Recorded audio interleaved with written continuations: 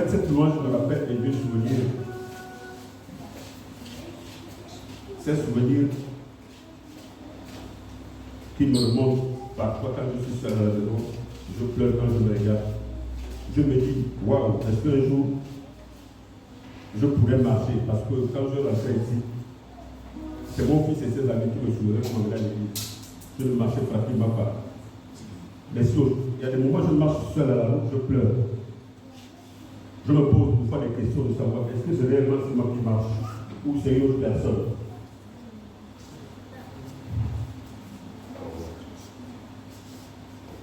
De par les noms que les gens m'ont attribués au quartier.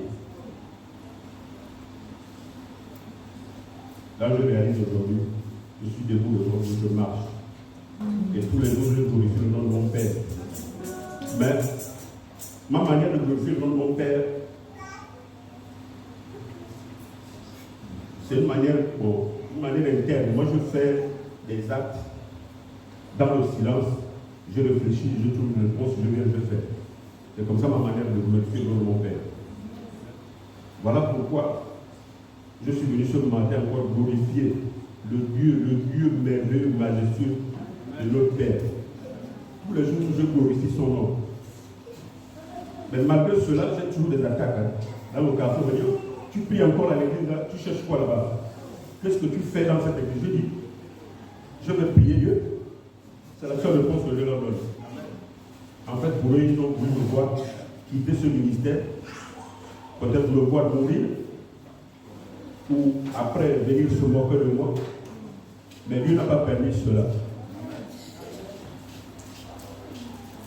En voyant ce que j'ai subi, les moqueries, les calomnies, de quoi on a dit, qu'est-ce qu'on n'a pas dit de moi? Mais je suis toujours resté debout. Voilà pourquoi je me suis levé à un moment. Quand les chants chantaient là, je me sentais mal à l'aise. En fait, ça m'a réveillé des souvenirs que je ne pensais même plus. Voilà pourquoi je me suis levé pour venir encore glorifier le nom de mon Père. Même pour tous ceux qui ont oublié ce que ce Dieu a fait pour eux. Mais moi, je ne l'oublierai jamais.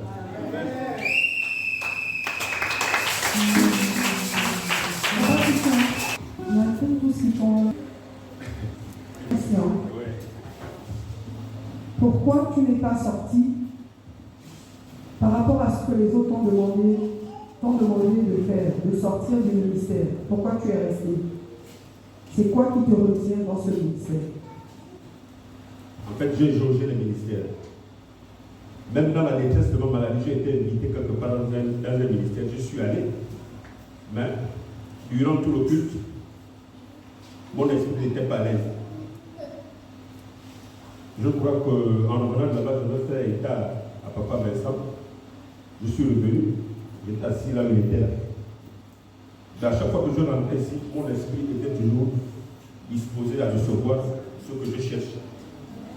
Puisque je suis allé ailleurs, je n'ai pas eu ce que je voulais. Je suis revenu vers mon Père. En fait, pour eux, ils se disaient, bon, en partant dans ce ministère, puisque moi j'ai constaté même que c'était un ministère de prophétie. Il y avait tellement trop de prophéties que la tête était chargée. Je me disais, entre ces 2-3 prophéties, quelle est la vraie prophétie parmi les 3? Je suis revenu chez moi, le taxi m'a laissé là, j'ai pris, j'ai appelé mes enfants, ils sont venus me chercher, ils m'ont amené à la maison. Le vendredi d'après, je suis venu au culte ici. C'est jusqu'à aujourd'hui, jusqu'à ma guérison. Donc en fait, ici, c'est ton lieu de rencontre. Là où tu as rencontré Jésus-Christ de Nazareth. Amen. Amen. Est-ce qu'on peut acclamer le Seigneur?